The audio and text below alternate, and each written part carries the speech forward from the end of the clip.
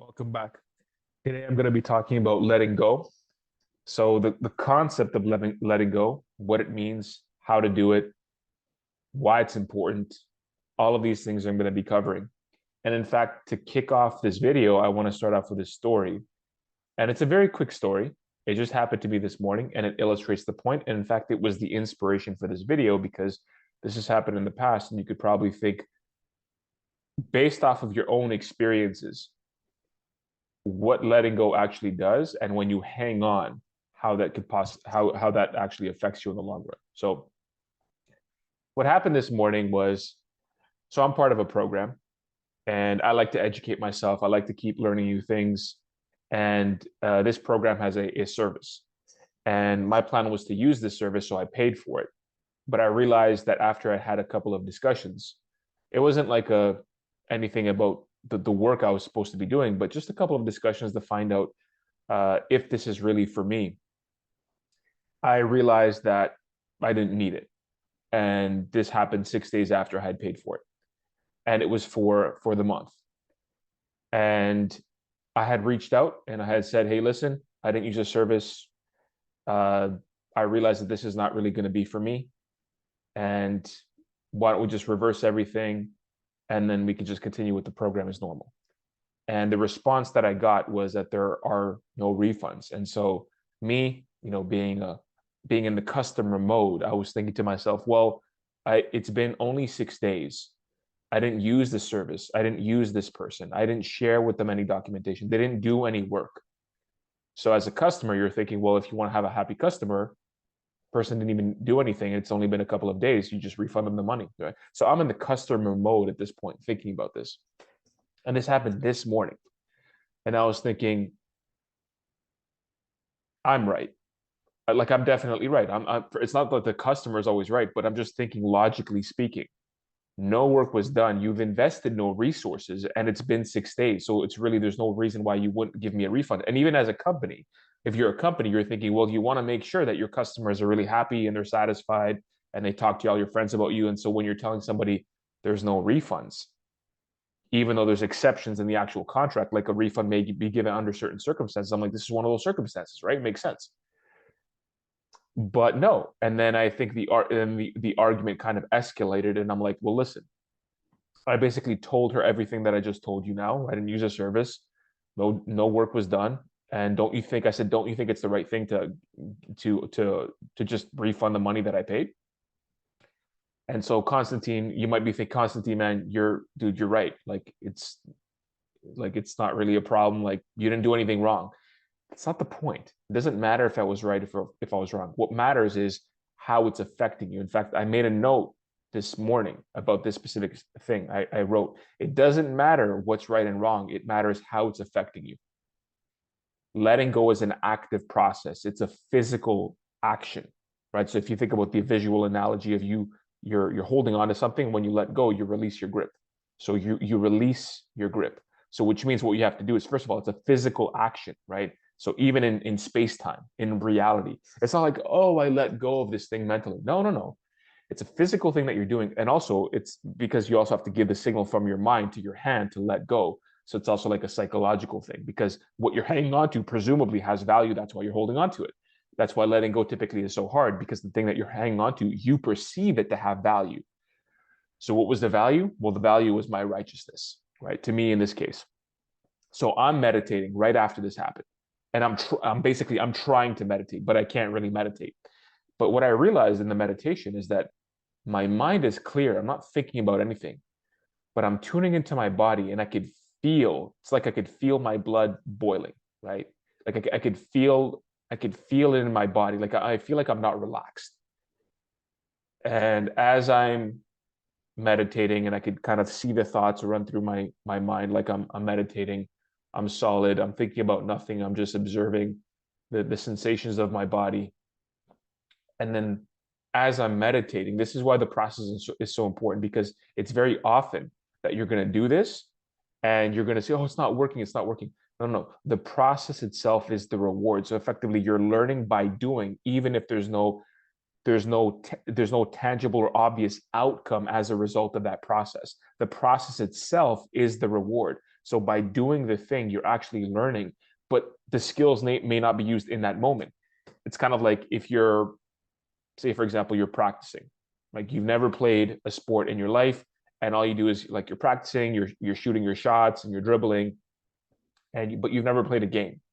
Now you're going to realize that in that, and when you play the game, that as a result of you practicing, you're better at the game, but you're not going to see a benefit of the practice until you encounter a circumstance where you would have to use that practice. So in the game analogy, it's like you're shooting, you're dribbling, you're moving, you're doing your layups, whatever you're doing, say, for example, if you're playing basketball, but you're not going to really put those skills to the test until you play the game.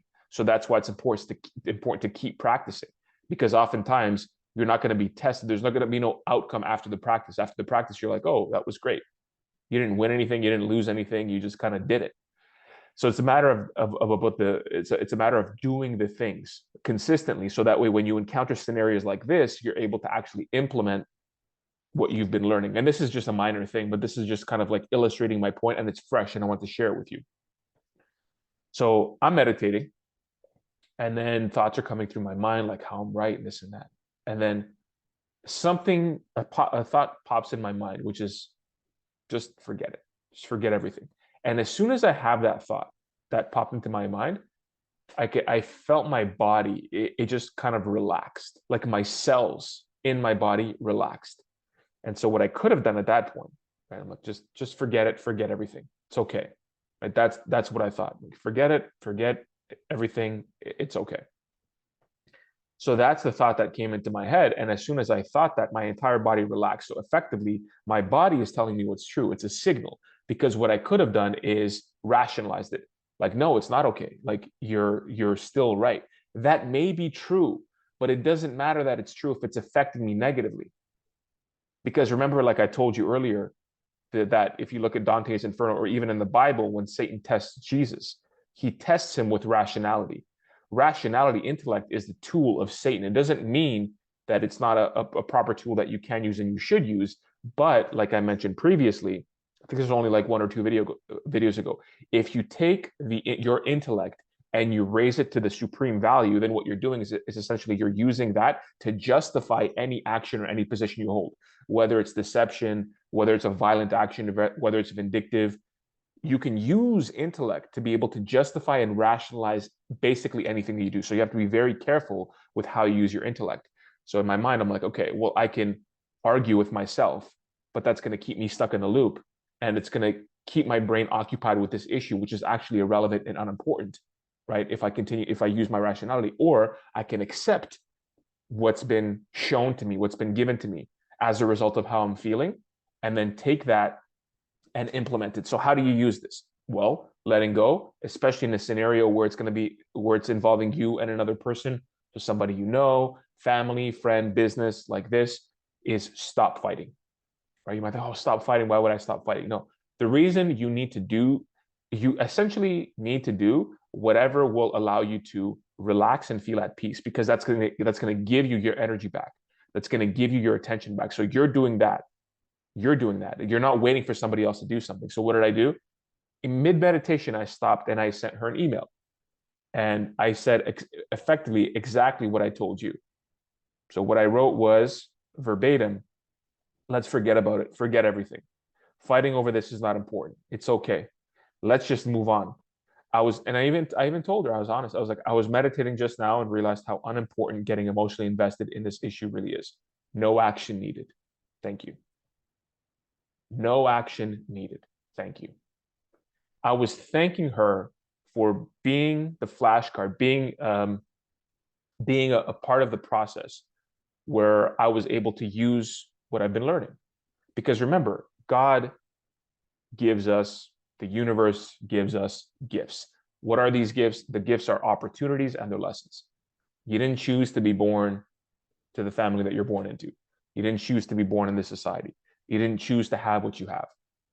You didn't choose the gifts that you were given when you were a kid. You didn't choose the fact that somebody raised you. You didn't choose the fact that you were given food. So it's not a matter of choosing. what's been given. It's the fact that you have been, something is present. Therefore, it is somehow going to contribute to your existence. But it's up to you to find out how it's supposed to help you. So in the context of letting go, realize that when you're letting go of something, the reason you're hanging on is because you think that it has value or it's serving some kind of purpose, right? So it has some kind of value. But when you think to yourself, well, why can't I let go? Or I should let go, or maybe I should let go, or move on. You may not use the phrase let go, but you move on, forget about it, these types of things. The reason you're saying these things or you're thinking these things or other people are saying them to you is because you know, or they know, or it's probably you know somehow internally that it's not really serving you, it's not helping you. It's allowing you to feel like you have some kind of purpose, like you're fighting for something, you're solving a problem, right? That's normal because we're human. So we all want to do that. But you also have to tune into like, how is this experience internally helping me? How is this actually providing for me? Because if it's not, and if you feel like it's getting you worked up, it's getting you anxious, you can't think about other things, it's keeping you preoccupied, you're in a negative mood, your heart rate is increased. It could be physical, it could be non-physical, it could be mental. You have to really think about how is it affecting you on the physical level, on the level of your existence, and find out if I want to let go, whether or not I can let go. It's not that's not the issue here, right? Or acceptance or moving on or forgetting or whatever word that you want to, phrase that you want to use. Understand that, and again, this all comes back down to awareness. I always talk about this because awareness is the first step to being able to solve a problem rationally or otherwise, spiritually, right? Understand that the reason you're hanging on to this thing, or the reason that you're so obsessed with it, is because you believe or think in your mind that it has some kind of value, right? And that value is so important to you in that moment, or is so important to a part of you, that the other part of you that wants to let go has not been able to reveal itself sufficiently to overcome the need for you to hang on. So effectively, the part of you that's hanging on, that believes it has value, is greater than the part of you that wants to let go. So you have to be able to access the part of you that wants to like let go and move on, and let that have its experience, so that way you can really start to understand it and connect with it. And once it kind of overrides the part of you that's hanging on, then it's going to be more likely for you to let go. So in that moment that I was experiencing, what I did was, once I had that thought in my brain of what would happen if I just forgot about it, my entire body relaxed. I'm like, that's the truth. That's it. This is exactly it. It doesn't matter about the money. Fuck the money, right? It doesn't, honestly, it doesn't really matter. What mattered to me more was my state of being, my state of existence, and how not only productive and effective I could be, how optimized I could be, but how connected I could be. And really kind of like being a living example of what you believe to be true, right? Because remember, true belief is action, right? Same thing with letting go. Letting go is action. Letting go is not passive. It's an active thing that you have to do. So that's those are the principles that I want to impart to you, right? So what that means in the context of, say, for example, if you're going through a situation right now, the best thing that you can do is not just do it mentally, but do something that actually shows that you're letting go. So in this particular case, I didn't just kind of like let go in my mind. I'm like, oh, it's okay now. No. I sent an email. And I'm like, forget it. I had this revelation. It's not really that important. Just, we can move on. No action necessary. So whatever that action is for you, take it. I'm not going to tell you what to say or what to think or what to do or how to relate to somebody or whatever, or if you should or if you shouldn't. But just, I want to help you understand a scenario and recognize things as they happen, so that way you can actually tune in to what's going on, and then making the right decision so that you can feel centered, you could feel grounded, you could feel strong. You're not caught up in here. You're not, angry or anxious or on a loop or despairing. You're always thinking about like yourself and somebody else. Like, it can get very exhausting, right? You're draining your energy. So you want to be able to come back to yourself, come back to your truth, and do what is necessary to do that. And letting go is an active process, not a passive process. So it requires an action. So whatever that action is for you, go ahead and take it. But remember why you're letting go. It's because of that, the value discrepancy that I mentioned, because what you're hanging on to is something that you believe is very valuable. And it's more valuable than the other part of you that wants to let go. So you have to be able to access that, get in tune with that through various means. Typically, it's really self-examination, reflection, writing, right? Journaling, memoing, talk about things, meditate, find out what's going on, right? Understand that, and ask yourself, like, what if this happened? How would I feel? And just kind of let that exercise occur. So you can take the exercise that happened naturally internally, that the one I described to you, and you can implement it actively. Like, what if I just said, forget it, it's cool, or whatever application of letting go is relevant to your situation. Like, what if, and then fill in the blank that would be associated with kind of like letting go and moving on, and find out what happens internally, right? If it feels right, if it feels integrated, come up with different scenarios, right? You really have to examine that part of you that actually wants to move on. And then once you realize that, right, that's the right decision to make, then you have to actively make a decision, not just mentally, right, but also in the world, if applicable. So please go ahead and try that. I hope that story was helpful for you. I'm going to end the video there. As always, if you have any comments, if you have any questions, if you disagree with me, if you agree with me, if you want me to cover something, just let me know in the comments. I read all of them. You can also contact me personally through my bio. So if you click on my bio, you can see my contact information there. And in the future, what I'm going to do is I'm also going to be summarizing videos. I think either every video or just like take the collection of videos and like have like a newsletter or something like that that I could put out every day or once a week, or every day may be excessive, but once a week, or once or twice a week or something like that. I'll find out what the structure is, because I know a lot of people that they like to read things, and they like to have things organized. Same with me, and I think that might be helpful for you. So in the meantime, I hope this was very helpful to continue on with your rest of your week. And I wish you well. God bless you, and I'll see you tomorrow.